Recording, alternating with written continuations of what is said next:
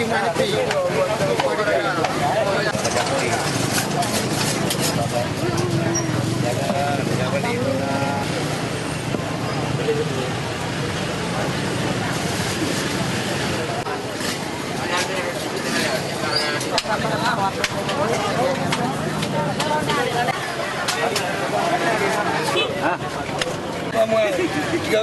Soalnya mereka pertanyakan